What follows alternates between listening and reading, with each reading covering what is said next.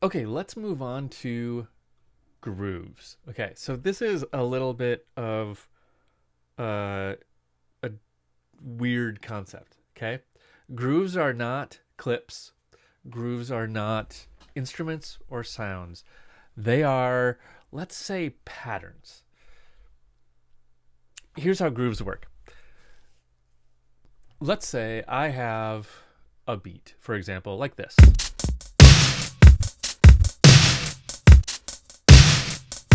Okay, so this is pretty straight. It's boom, bop, boom, bop. So if I wanted to apply a groove to it, I can make it do something like swing. So swing is a very common groove. If I click on one of these, you can hear a preview of the groove with just ticks. Right? You can feel that. It's different than straight eighth notes.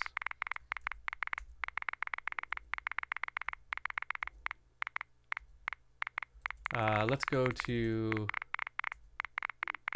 okay, here's a kind of extreme one. So I'm going to apply this swing groove to that clip by taking this swing, this groove file, and dropping it right on top of that clip. Okay, let's hear it now.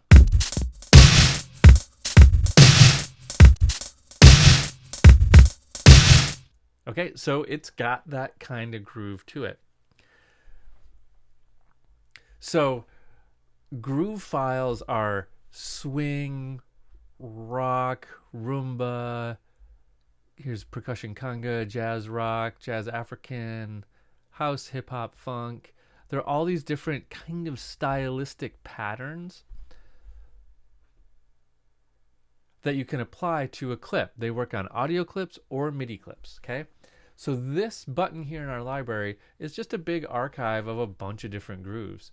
You can also make groove files, which we'll talk about doing later, using this area down here that just popped up called the groove pool, okay? So this is the groove pool.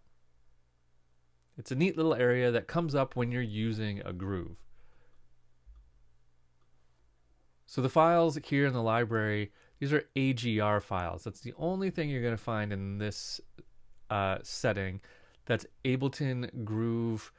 I don't know what the R is. Probably just Groove. The R of Groove. Ableton Groove. Groove files. Cha-cha. You can add a cha-cha. So those are a relatively new thing to live. They're not new to 12, but I think they came out in 10 maybe. We'll deal a bunch more with using grooves and making grooves later, but this is where we find them, and that's the quick thing on how to use them. So let's move on.